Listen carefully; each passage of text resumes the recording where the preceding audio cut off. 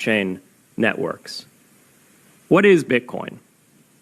Bitcoin is the world's first cryptocurrency, and it works because of the world's first public blockchain network. What does Bitcoin do? It's simple. It lets you send and receive value to and from anyone in the world using nothing more than a computer and an internet connection. Now, why is it revolutionary? Because unlike every other tool for sending money over the internet, it works without the need to trust a middleman. The lack of any corporation in between means that Bitcoin is the world's first public digital payments infrastructure. And by public, I simply mean available to all and not owned by any single entity. Now, we have public infrastructure for information, for websites, for email. It's called the internet. But the only public payments infrastructure that we have is cash, as in paper money. And it only works in face-to-face transactions. Before Bitcoin, if you wanted to pay someone remotely over the phone or the internet, then you could not use public infrastructure. You would rely on a private bank to open their books and add a ledger entry that debits you and credits the person you're paying. And if you both don't use the same bank, well, then there'll be multiple banks and multiple ledger entries in between. With Bitcoin, the ledger is the public blockchain, and anyone can add an entry to that ledger, transferring their Bitcoins to someone else. And anyone, regardless of their nationality, race, religion, gender, sex, or creditworthiness, can for absolutely no cost create a Bitcoin address in order to receive payments digitally. Bitcoin is the world's first globally accessible public money. Is it perfect? No. Neither was email when it was invented in 1972. Bitcoin's not the best money on every margin. It's not yet accepted everywhere. It's not used often to quote prices, and it's not always a stable store of value. But it is working, and the mere fact that it works without trusted intermediaries is amazing. It's a computer science breakthrough, and it will be as significant for freedom, prosperity, and human flourishing as the birth of the internet. And Bitcoin is just the beginning.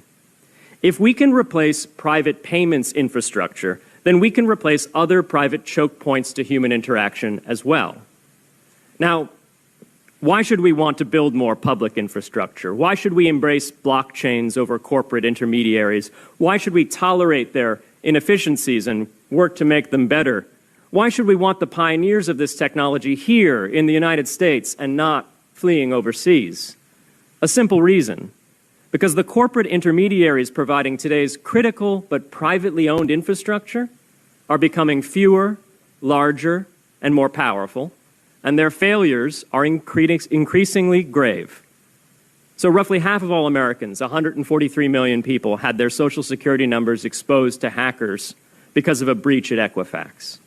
The SWIFT network has relayed hundreds of millions of dollars in fraudulent transactions because of hacked member banks in Bangladesh, Vietnam, Ecuador, and Russia. The FBI suspects now that the largest of these hacks was perpetrated by North Korea. Corrupt, low-level employees at an Indian bank, Punjab National, were able to fraudulently certify SWIFT messages, stealing $1.8 billion. It's the largest electronic bank robbery in history. In fact, it's the largest bank robbery in history. In October 2016, an estimated 1.2 million internet-connected devices were hacked and turned into a botnet that for several hours made prominent websites unavailable across Europe and North America, including CNN and Fox News, the New York Times, and the Wall Street Journal. Increasingly, physical machines are being connected to the internet to augment their capabilities. They're wired through servers that are owned and maintained by private and trusted intermediaries, the so-called Internet of Things. Pacemakers from St. Jude's Hospital have been hacked. Baby monitors from TrendNet have been hacked. And Jeeps from Jeep have been hacked to the point where they can be remotely commandeered and driven off the road. Now, those vulnerabilities are inescapable in systems that have single points of failure. It doesn't matter if the point of failure is a corporation or if it's a government. There shouldn't be a single point of failure. Similar choke points existed before the internet. If you wanted to deliver a message, you'd have to go through one of 3 television broadcasters or a handful of newspapers. Private corporations are essential, but no critical infrastructure should rely on 1 or 2. The internet removed single points of failure in communications infrastructure and ushered in a wave of competition among new media corporations building on top of its public rails. Blockchains can similarly disintermediate critical payments and IoT infrastructure. The technology is not yet ready to answer all of those questions today, but it is our best hope. And as with the internet in the 1990s, we need a light-touch, pro-innovation policy to ensure that these innovations flourish in America for the benefit and security of all Americans. And one more clip just to expand on that. Here is Brian Brooks, the former United States acting comptroller of the currency, explain the difference between Web 1, Web 2, and what cryptocurrency is Web 3. So the characteristic of Web 1, if people remember their original AOL account, was an ability to look in a curated walled garden at a set of content that was not interactive but was presented to you on AOL the way that Time magazine used to show you the articles they wanted you to see inside of their magazine. Just you could see it on a screen. The innovation of Web 2 was that suddenly you could not only read content, but you could also write content. This is when the blogosphere became a big thing. People remember this from the late 90s, the early 2000s. The reason for the centralization of the internet, of course, was that all of that activity was being monetized by a very small number of companies. Facebook, as the chairwoman mentions, Google, and 2 or 3 other companies. What makes Web 3 different is the ability to own the actual network. And that's what crypto assets themselves represent, is an ownership stake in an underlying network. So when you hear people talk about, for example, layer 1 tokens, what they mean is this is your reward for providing the ledger maintenance services, the computing power to the network that on Web 1 and 2 was done by Google, right? So now people in my hometown of Pueblo, Colorado can actually own the Ethereum network, but they can't own the internet. That's owned by Google and a few other companies. That's what the Project of Crypto is all about, is allowing people to directly own the networks that have native assets that are supporting it, and that's the nature of decentralization, where the token holders are the people who control the asset, not Google. Token holders, for our language here on the Hill, those are digital assets, right? Which are the keys to open up the ledger for you to participate, right? Correct. So describe to us how those digital assets fit into this internet revolution, Web 3. So the concept is that you have sort of application layer tokens and you have protocol layer tokens.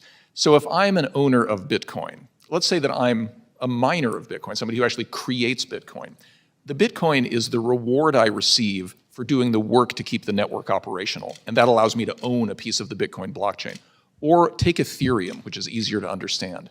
The Ether token represents an ownership stake in the network, but on top of that network are all kinds of apps that get built on the network, much like the apps on your phone depend on the underlying network existing that lets the phone operate. And so people will make judgments about which network is likely to win, and they will invest in the tokens in that network much the same way you might invest in Google stock because you think Google is going to scale access to the original internet. The difference being here, you can vote on what happens in the future of a proof of stake network, for example. You can get rewarded through a proof of work token for maintaining a ledger on something like Bitcoin. But the real message here is that what happens on the decentralized internet is decided by the investors, versus what happens on the main internet is decided by Twitter, Facebook, Google, and a small number of other companies. If you're interested in learning more about cryptocurrency, click subscribe. We drop a video every single day keeping you informed. See you tomorrow.